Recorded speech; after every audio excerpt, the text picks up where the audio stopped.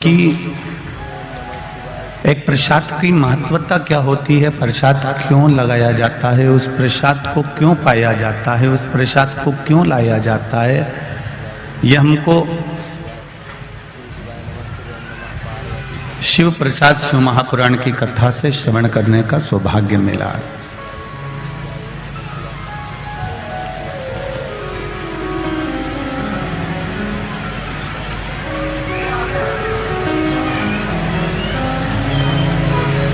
परमात्मा को प्राप्त करने का साधन क्या हो सकता है?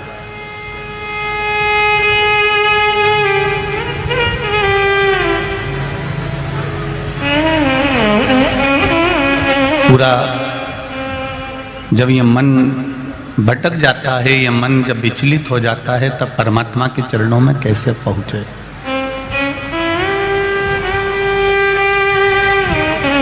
भगवान के चरणारविंद में इस चित्त को, इस मन को ले जाकर कैसे छोड़ा जाए? महाराज,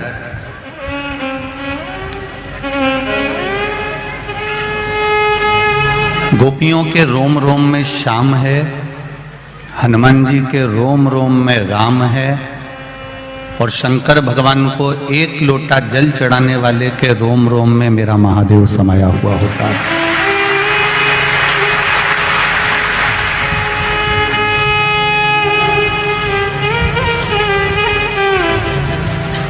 गोपियों को जैसे उनके रोम रोम में श्याम समाया है, तो गोपियों को श्याम का दर्शन हो जाता है। हनुमान जी के रोम रोम में राम समाया है, तो उनको राम का दर्शन हो जाता है। और जब एक लोटा जल हम देवाधिदेव महादेव को चढ़ाना प्रारंभ करते हैं, भगवान शिव के मंदिर तक, शिवालय तक, देवालय तक हम जाना चालू करते हैं, तो ये निश्चित है जैसे गोपियों को भगवान श्याम का दर्शन हुआ, कृष्ण का दर्शन हुआ, हनुमान जी को राम जी का दर्शन हुआ, उसी तरह हमको भी एक ना एक दिन महादेव का दर्शन हो ही जाता है। ये विश्वास के बल पर परमात्मा।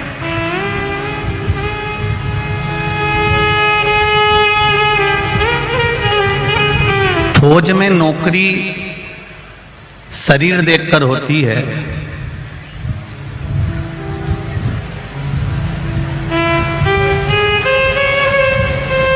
एजुकेशन देखकर होती है,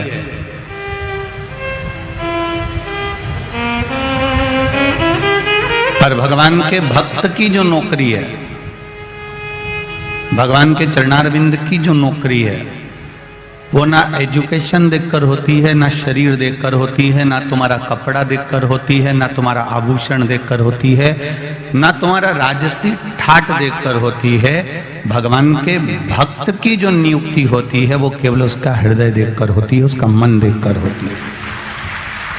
उसके मन के सिवाय वो कुछ नहीं देखता। निर्मल मन सो मोहि पावा, मोहि छल छिद्र कपट ना भावा।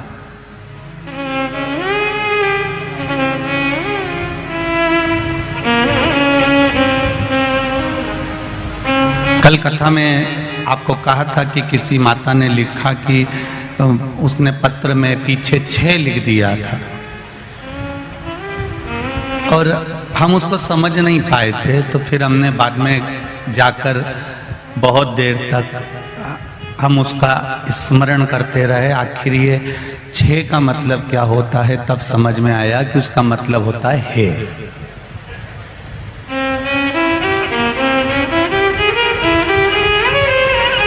अब एक बात निकालने में आई कि आखिर गुजरात वालों ने ये 6 कहां से निकाला।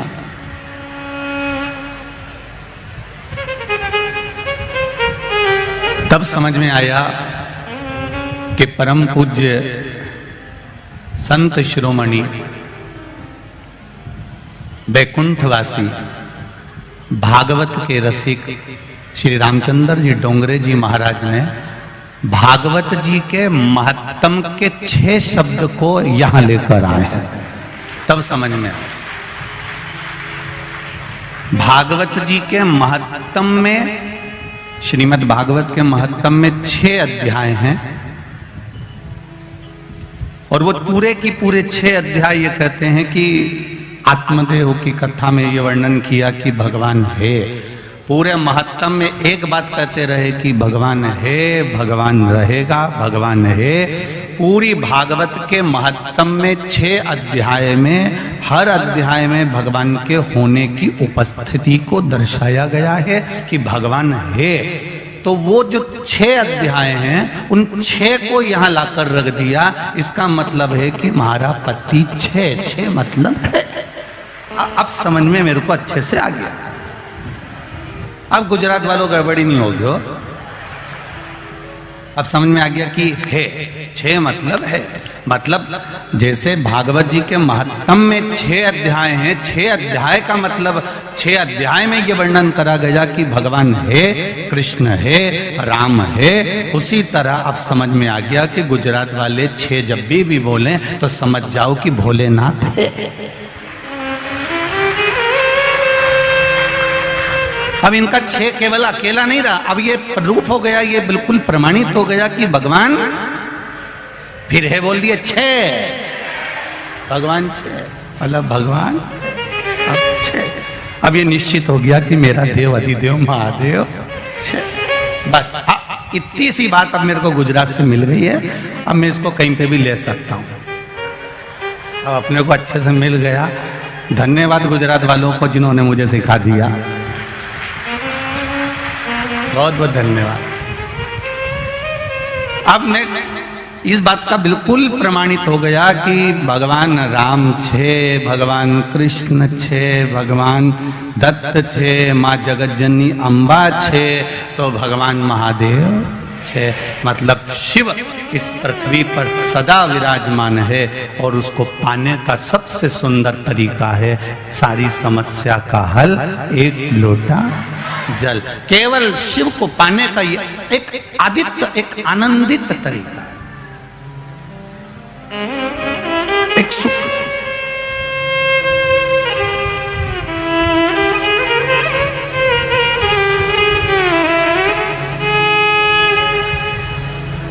आज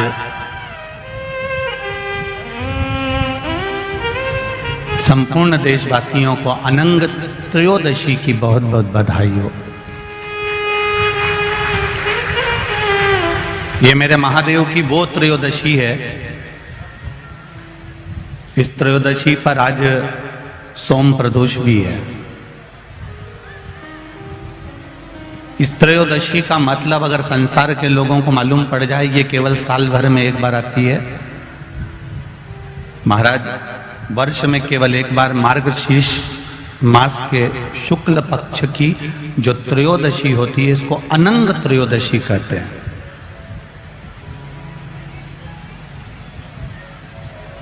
इस त्रयोदशी का महत्व, जिसके परिवार में पति पत्नी का झगड़ा होता हो, जहां अदालत तक बात पहुंच गई हो, या बेटियां मायके रह रही हो, पति कहीं दूसरी जगह रह रहा हो, या किसी पति का या पत्नी का स्मरण कहीं दूसरी जगह हो, इस अनंग त्रयोदशी का मात्र स्मरण, इस अनंग त्रयोदशी का मात्र पूजन, पूरे साल भर में आप शंकर भगवान की आराधना करते हो, पर इस अनंग त्रयोदशी की आराधना का फल ही दूसरा है, इसका महत्व ही दूसरा है।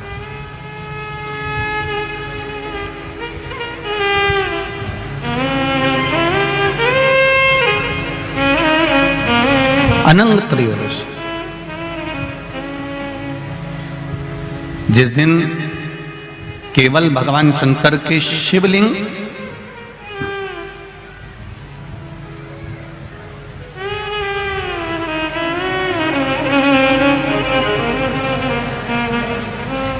जैसे ये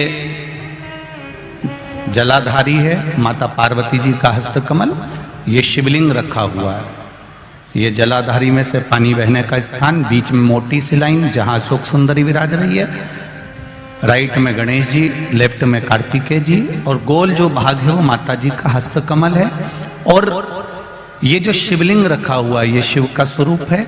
जहां पर भगवान शंकर का शिवलिंग रखा हुआ है उस स्थान पर आज अनंग त्रयोदशी के दिन मात्र जिस पति पत्नी का आपस में बैर चल रहा हो, अदालत में झगड़ा चल रहा हो, विवाद चल रहा हो, आपस में प्रेम समाप्त हो गया हो, एक दूसरे का सम्मान करना भूल गए हो, बात बात में झगड़ा करते हो, जरा जरा सी बात में मन मोटाव हो जाता हो, वो केवल एक कच्चे दूध की मात्र उंगली को भिंगाकर अगर जहां शिवलिंग रखा हुआ है वहां पर केवल कामदेव रति शिव और पार्वती का नाम लेकर मात्र उस कच्चे दूध की मात्र उंगली ही फेर देते हैं तो उन पति पत्नी का जिंदगी में कभी विवाद नहीं हो सकता और कभी गलत मार्ग पर वो जा नहीं सकते। ये अनंग त्रयोदशी की महत्वता है, आज की महत्वता।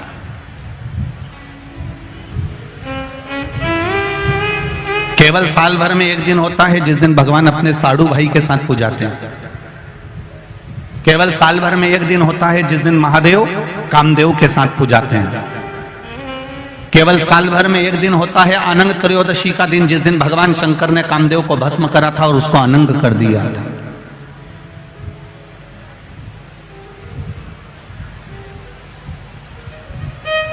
और आज पूरे राष्ट्रवासियों को तो बड़ा प्रसन्नता का विषय है कि आपको अनंग त्रयोदशी के साथ में आज सोम प्रदोष का भी आनंद प्राप्त हुआ है। ये शिव की कृपा है, ये उसकी उदारता, ये उसकी करुणा। अनंग त्रयोदशी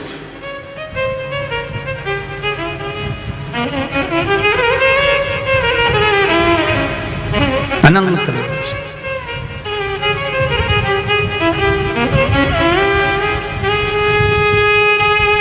आज के दिन जो 35 साल के हो गए, 30 साल से ऊपर के हो गए, 42 साल के हो गए और जिनका विवाह नहीं हुआ है वो बेलपत्री की मध्य पत्ती पर केवल कच्चा दूध लगाकर ही भगवान शंकर को समर्पित कर देते हैं तो अगली जो अनंग त्रयोदशी आती है उससे पहले उसका मंगल विवाह हो जाता है। इतना महत्व है अनंग त्रयोदशी। अनंग त्रयोदशी का इतना महत्व है हमारे शास्त्रों में। महाराज भगवान शिव ओगरदानी त्रिकालदर्शी कैलाशी अविनाशी भगवान शंकर ने माता सती को खूब समझाया था।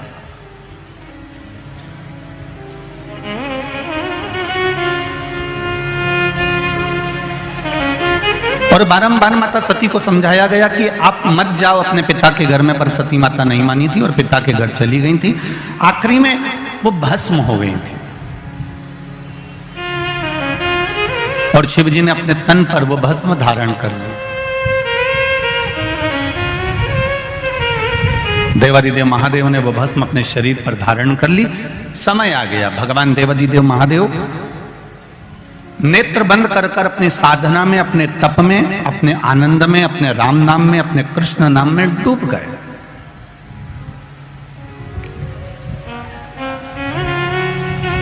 अब वो विचलित नहीं हुए। भगवान देवादिदेव महादेव का चित्त केवल राम में, कृष्ण में लग गया। नेत्र बंद हैं, साधना में लीन हैं, भगवान की विरल भक्ति में डूबे हुए हैं। उनको कोई मतलब नहीं कि संसार सागर में क्या हो रहा है। अब इसी बीच में जो शंकर भगवान ने भस्म शरीर पर धारण करी थी और भस्म शरीर पर धारण कर कर देवादिदेव जब चलकर आ रहे थे, उस मार्ग में चलते चलते चलते चलते देवादिदेव महादेव के सम्मुख में जब शिव जी केवल तप साधना करने के लिए बैठने जा रहे थे, तब एक असुर, एक राक्षस जन्म ले चुका था जिसका नाम था तारकासुर।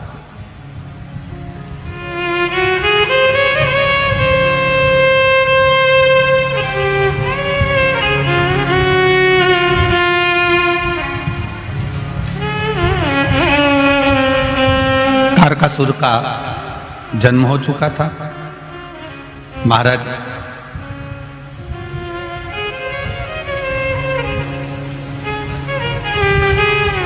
देवताओं से ज्यादा सिद्धि दानवों में होती है। देवताओं से ज्यादा सिद्धि, देवताओं से ज्यादा विद्या, देवताओं से ज्यादा तंत्र विद्या, मंत्र विद्या, साधना विद्या, सिद्धियां देवता से ज्यादा दानवों के पास होती है, राक्षसों के पास होती है।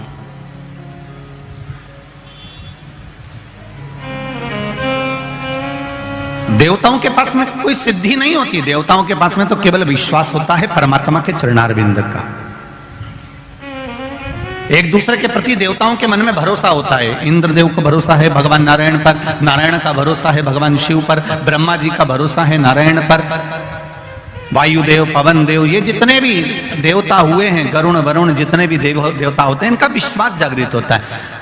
देवताओं से ज्यादा सिद्धि दानवों के पास में होती है। उसके बाद भी तुम पूरे पुराणों को उठाकर देख लीजिए, सारे संसार को उठाकर देख लीजिए और जगह जगह जाकर देख लीजिए कि इतनी सिद्धि दानवों के पास में है, इतने मंत्र तंत्र दानवों के पास में है, इतनी सिद्धियां दानवों के पास में है, उसके बाद भी किसी जगह पर दानव की पूजन नहीं होती है।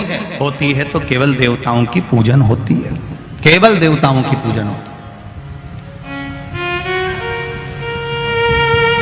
क्योंकि शिव पुराण कहती है कि तंत्र मंत्र साधना, ये सिद्धियां, ये सारी जो सिद्धियां है, ये कुछ दिन की रहती है।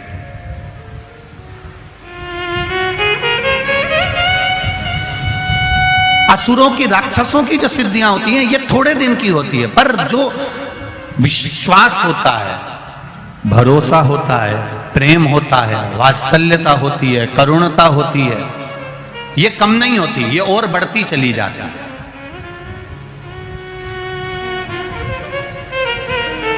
आप जिससे स्नेह करते हो, प्रेम करते हो, विश्वास रखते हो, करुणा रखते हो, वात्सल्यता रखते हो।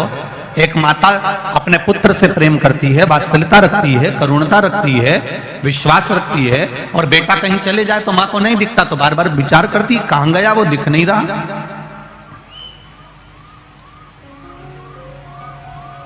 वो दिख नहीं रहा। कोई कोई स्नेह जो करते हैं, प्रेम जो करते हैं, उसको देखने के लिए तड़पते हैं। और नहीं मिलेगा तो और देखने की तड़प होगी, और नहीं मिलेगा तो और देखने की तड़प होगी। उसी तरह भगवान के प्रति जब हमारा विश्वास जागृत हो जाता है, भगवान के प्रति जब हमारा प्रेम जागृत हो जाता है, ईश्वर के प्रति हमारा भरोसा जागृत हो जाता है, हमारा वात्सल्य, हमारी करुणा और हमारा स्नेह जब बढ़ते चले जाता है, तो उस परमात्मा को देखने की ललकता हमारे भीतर भी जागृत होने लगती है। उसको देखने की ललकता हमारे भीतर और जागृत होने लगती है।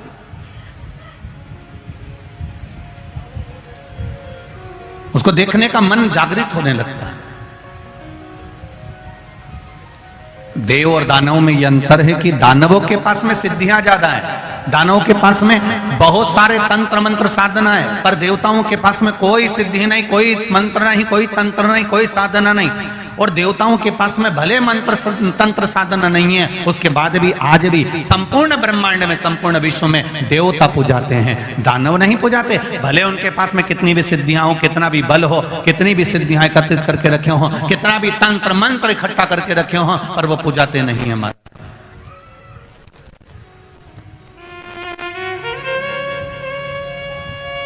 तारकासुर केवल असुरों में एक ऐसा था, तारकासुर ने यह विचार कर लिया कि मेरे पास में सिद्धियों की कमी नहीं है, मेरे पास में मंत्र तंत्र की कमी नहीं है, मेरे पास में बहुत सिद्धियां हैं, बहुत मंत्र तंत्र हैं, पर यह सिद्धियां मेरे किसी काम की नहीं है। तारकासुर ने विचार कर लिया कि मुझे तो भगवान शंकर का भजन करना है, मुझे शिव भक्ति को धारण करना है, और कुछ भी नहीं चाहिए।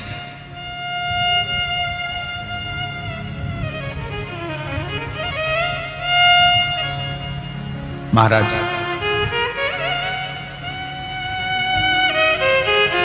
यही चतुरता है। एक कील, एक हथौड़ी, हथौड़ा तुम लेकर आओ, कील ठोकी है, वो कील आड़ी टेढ़ी हो जाएगी। पर एक कारीगर आएगा और वो कील ठोकेगा तो वो कील आड़ी टेढ़ी होगी क्या? नहीं। कारीगर उसमें माहिर है, उसने कील उठाई और ठोकना चालू कर दिया। उसने देखा भी नहीं कील को, ठोकना चालू कर दिया और कील सीधी की सीधी लगी है, वह आड़ी टेढ़ी नहीं हुई है। वह आड़ी टेढ़ी होती ही नहीं है क्योंकि वो ठोक रहा है। तो उसमें कारीगरी जो है वो कील ठोकने में प्रबल है और वो ठोक रहा है। उसी तरह जैसे कील संसार का कोई व्यक्ति ठोक रहा है तो वो आड़ी टेढ़ी हो सकती है, पर कारीगर अगर ठोक रहा है तो वो सीधी ही लगेगी। उसी तरह आप इस मन को, इस चित्त को, इस वृत्ति को कहीं पर भी लेकर चले जाओ, पर किसी श्रेष्ठ कारीगर के पास में अगर पहुंच गए, किसी शिवालय में, किसी शिव महापुराण की कथा में पहुंच गए और वहां कोई कारीगर मिल गया तो इस मन को परमात्मा के चरणों में ठोक ही देगा, ये निश्चित है। ये इसकी श्रेष्ठता है।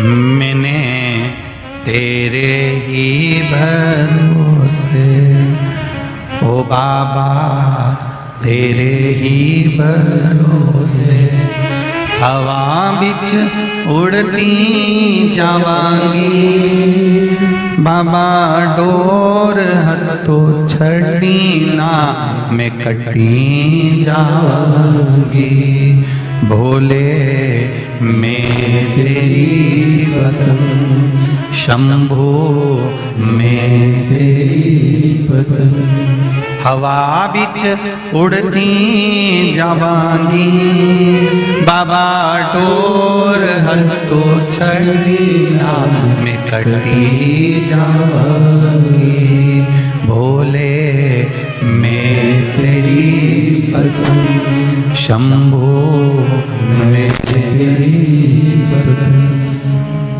इस मन रूपी कील को किसी कारीगर के पास में,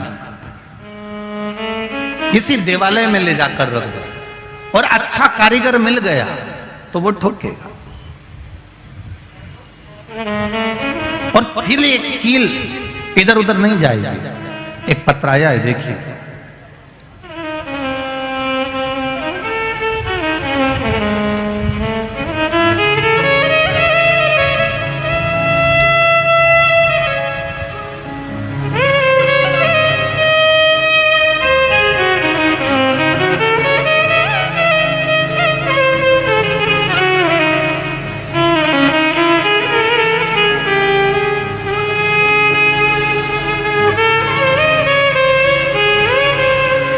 मेरा नाम भावना राजेश पोपट है।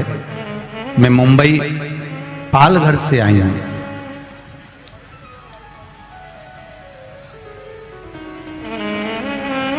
उन्होंने एक बात बहुत अच्छी लिखी है, मेरा नाम भावना राजेश पोपट है, मैं मुंबई पालघर से कथा में धोख लगाने आई हूं। मुझे हिंदी ठीक से लिखना बोलना नहीं आती है, तो क्षमा करना कहीं गलती हो तो। बेन श्री शिवाय नमस्तुभ्यं। जहां भी बैठी हैं, अगर कहीं बैठी हो तो दोनों हाथ हिला दीजिएगा। आपके जहां कहीं भी बैठे हो दोनों हाथ हिला दीजिएगा। कहीं बैठी हो तो जरूर हाथ हिलाइएगा। मैं बाबा क्या बखान करूं महादेव की कृपा का। मेरी बेटी जो परदेश में कनाडा में रहती है, उसे लेफ्ट साइड चेस्ट में गांठ हो गई थी, जिसे उसे बहुत तकलीफ होने लगी थी। वह अपना हाथ भी ऊपर नीचे नहीं कर पाती थी। तब उसने वहां डॉक्टर को बताया कनाडा में, तो डॉक्टर ने तुरंत ही उसकी जांच करी और जांच करने के बाद कहा तुम्हारे एक गांठ नहीं है, यहां 3-4 गांठ हो गई है। अब वह ज्यादा गंभीर हो गई थी। डॉक्टर ने उसे ऑपरेशन का कह दिया था। तब बेटी ने मुझे यह बात बताई तो मैंने कहा सब तुम शिवजी पर छोड़ दो, दवाई ले, साथ में शंकर भगवान पर 1 लोटा जल चढ़ाना प्रारंभ करो। पर जल चढ़ाती तो कहां चढ़ाती, वो जल कैसे समर्पित करती। महादेव सब कुछ ठीक करेंगे, मैंने उससे कहा। अब जल चढ़ाने कहां जाए, ना तो शिवजी का मंदिर है ना वहां बेलपत्र है। परदेश में कहां से जल चढ़ाने मंदिर को जाए। तब मैंने कहा तेरे पास में शंकर भगवान का शिवलिंग या मूर्ति हो तो उस पे जल चढ़ाना प्रारंभ कर दे। उस पर जल चढ़ाओ और वही पानी तुम पीना प्रारंभ करो।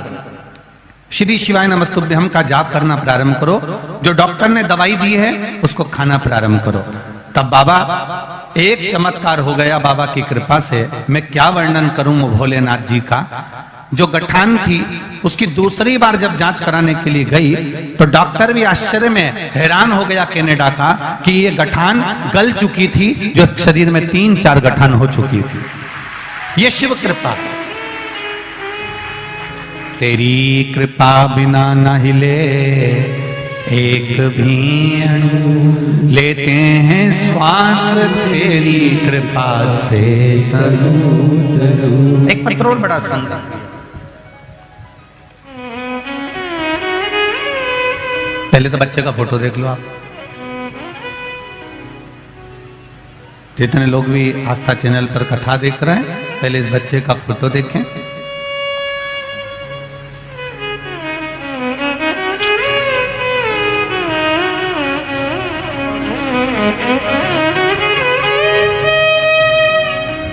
मेरा नाम मंजू बबन पांडे है। मैं औरंगाबाद महाराष्ट्र से आई हूं। कहीं बैठी हो तो हाथ हिलाइएगा। कहीं बैठी हो तो दोनों हाथ हिलाइएगा। अच्छा, उस वाले पंडाल में है क्या? तो दोनों हाथ हिलाइएगा एक बार। मेरा नाम मंजू बबन पांडे है। मैं औरंगाबाद महाराष्ट्र से आई हूं। जहां कहीं बैठी हो तो दोनों हाथ हिलाइएगा एक बार। कैमरे वाले को दिख जाए तो हमें भी दिख जाए। शंभू,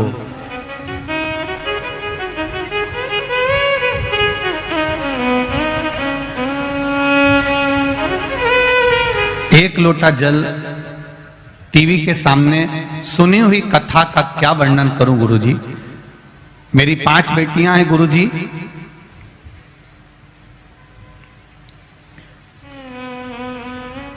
तीन अप्रैल 2022 को मेरे चौथे नंबर की बेटी सोनोग्राफी करा के आई तो रिपोर्ट नॉर्मल थी। गुरुजी 11 अप्रैल 2022 को उसको दिक्कत शुरू हो गई और डॉक्टर ने उसकी डिलीवरी डेट 14 अप्रैल दी, लेकिन उसको दिक्कत 11 को शुरू हो गई और अपने यहाँ रामनवमी के यज्ञ में बैठी थी।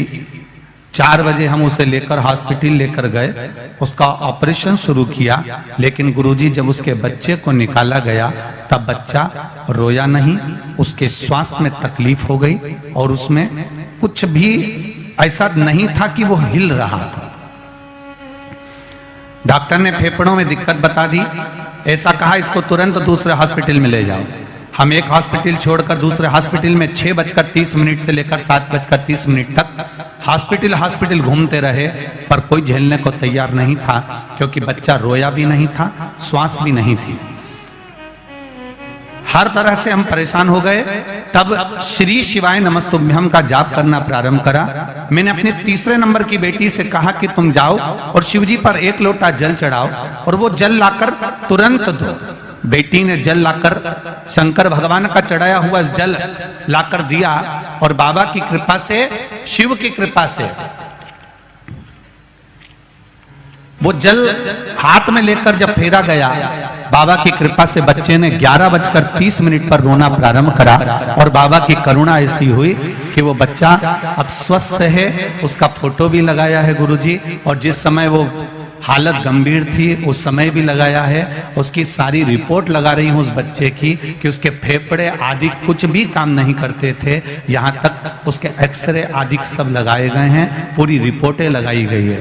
गुरुदेव, ये शिव शंकर का भरोसा और विश्वास है जो आज मेरी गोद में मेरा बाबा का प्रसाद है। ये शिव कृपा। हर हर शिव भक्ति में भगवान शंकर की अविरल भक्ति का जो सुख है, भगवान शिव की अविरल भक्ति का जो आनंद है, वो आनंद कोई साधारण नहीं। बैठिए बहन, जहां कहीं भी आप बैठ जाइए। श्री शिवाय नमस्ते। ये आनंद भक्ति का एक सुख है, विश्वास, भरोसा, दृढ़ता।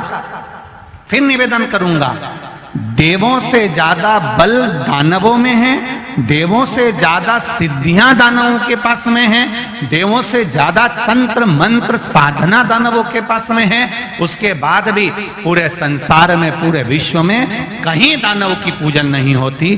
क्यों? क्योंकि हमारी भारत भूमि जो है वो विश्वास, श्रद्धा और भरोसे के साथ जीती है। हम जितना प्रेम, वात्सल्य, करुणता परमात्मा के चरणों में रखते हैं, उतना सुख हमारे जीवन में हम प्राप्त कर लेते हैं,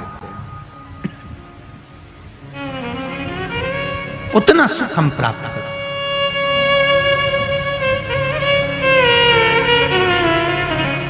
शंभो शरणे पड़ी मांगू घड़ी रे दुख काटू, दया करीने दर्शन, दया करीने दर्शन। परमात्मा की अविरल भक्ति को प्राप्त करने का सुख है श्री महापुराण की कथा। चाबी भूल जाओगे यहां पर तो घर से वापिस आना पड़ेगा।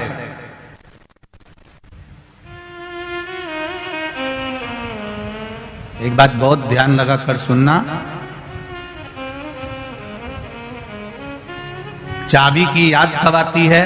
जब घर पर, जम के बोलो जरा, पहुंच गए। चश्मा भूल गए, चश्मे की याद कब आती है? जब कुछ पढ़ते से।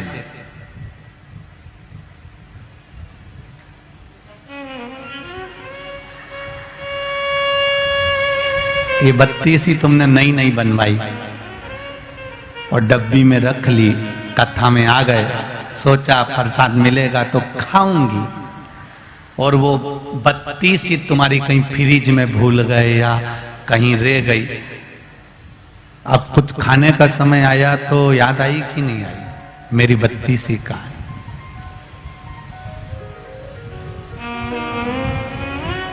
घर जाकर चाबी की याद आती है, पढ़ते समय चश्मे की याद आती है, खाते समय बत्ती सी की याद आती है, और मरते समय शिव की याद आती है।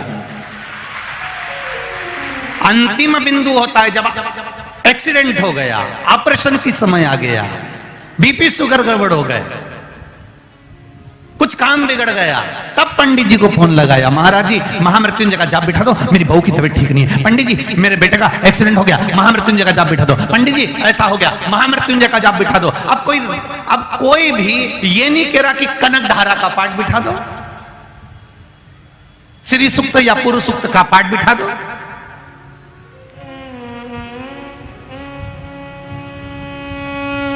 कनक धारा का पाठ, श्री सूक्त, पुरुष सूक्त का पाठ कब याद आता है? जब दिवाली आती है, जब कोई शुक्रवार का दिन आता है, कभी लक्ष्मी को प्राप्त करने का दिन आता है। पर जब मृत्यु की घड़ी आती है, मौत की घड़ी आती है, जब उलझनों में मनुष्य उलझ जाता है, जब कहीं ऐसी विषम परिस्थिति में मनुष्य फंस जाता है, उस जगह पर कोई याद नहीं आता, तब मेरा महामृत्युंजय याद आता है, मेरा महादेव याद आता है। क्योंकि अंतिम क्षण में वो सम्मुख में होना चाहिए,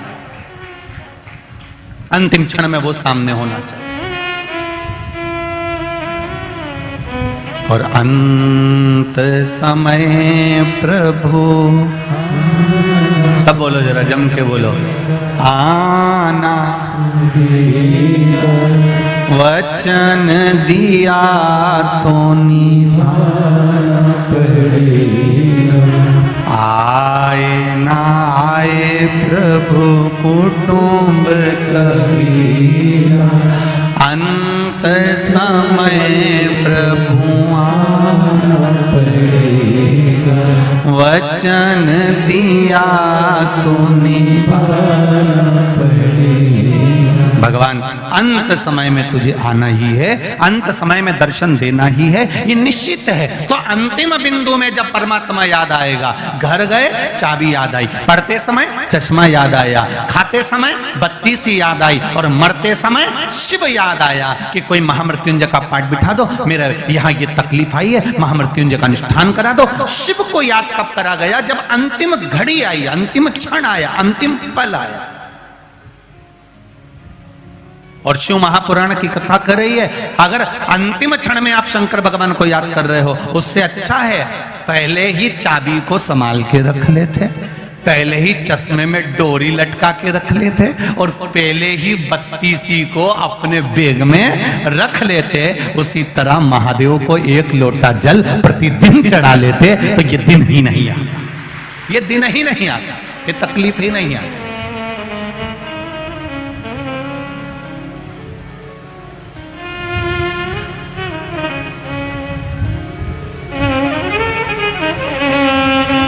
तारकासुर प्रकट हो गया, तारकासुर को लगा, तारकासुर को यह ज्ञात हुआ कि मुझ में बल बहुत है, मैं सब कुछ कर सकता हूं, मेरी सामर्थ्यता बहुत कुछ करने की।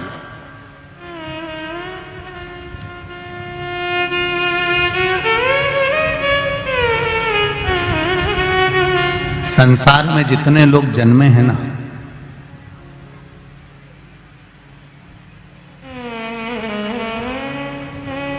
संसार में जितने लोगों का जन्म हुआ है ना, कोई साधारण नहीं,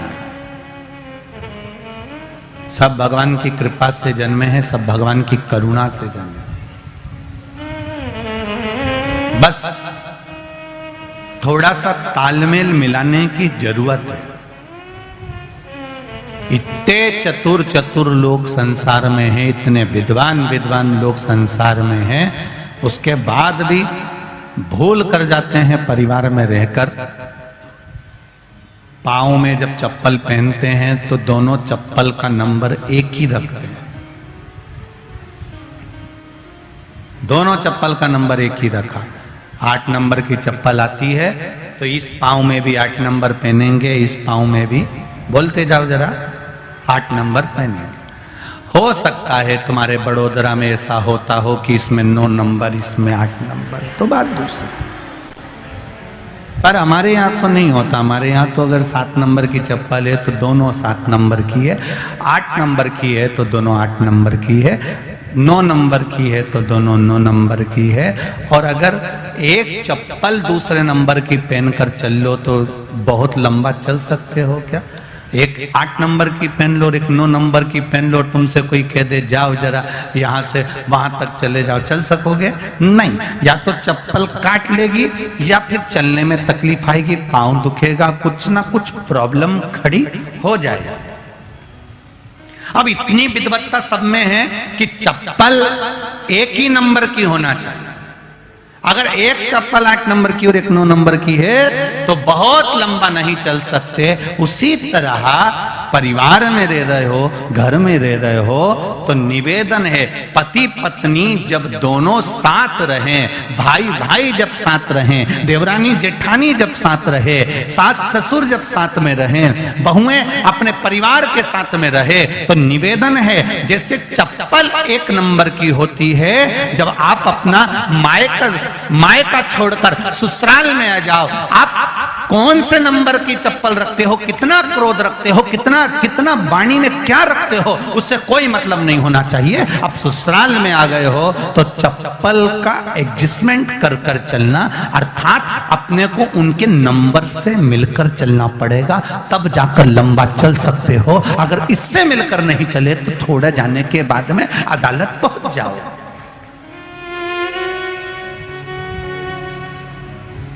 आज के जमाने में सबसे ज्यादा अगर विडंबना है तो ये विडंबना सबसे बड़ी खड़ी होती है। थोड़े दिन तक संबंध रहता है, थोड़े दिन के बाद अदालत में पहुंच जाता।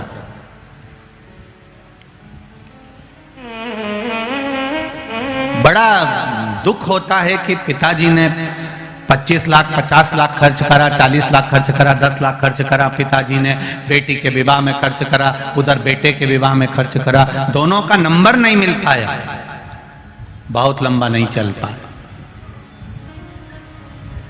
बहुत लंबा नहीं चल पाया।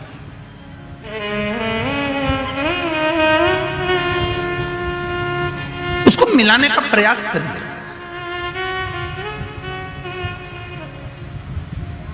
भक्त जितना भगवान के मंदिर जाता है, भक्त जितना भगवान के द्वार जाता है, लोग कहते हैं कि भक्त भगवान के द्वार गया, भगवान के मंदिर गया, पर शिव पुराण कहती है भक्त जितना भगवान के द्वार जाता है उससे दुगना भगवान भक्त के द्वार पर खड़ा जाता है, वहां खड़ा मिलता है, उसके द्वार पर जाता है। कितना सुंदर कहा है। बछड़ा गाय के पीछे चलता है, पत्नी पति के पीछे चलती है। अब अभी का तो हम नहीं कह सकते, पर पहले का नियम था।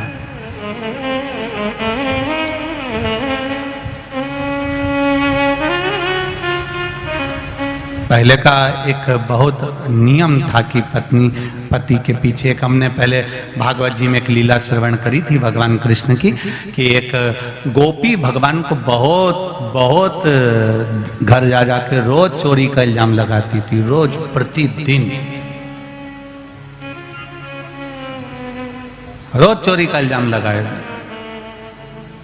यशोदा जी ने भी कह दिया जिस दिन तुम मेरे लाला को पकड़ कर बता दोगी ना, उस दिन गारंटी है मेरी, मेरा बेटा चोर नहीं हो सकता।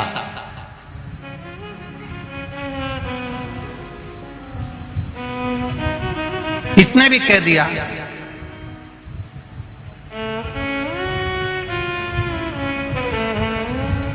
अगर मैंने भी तेरे बेटे को, तेरी औलाद को अगर पकड़ कर नहीं बताया तो मेरा नाम भी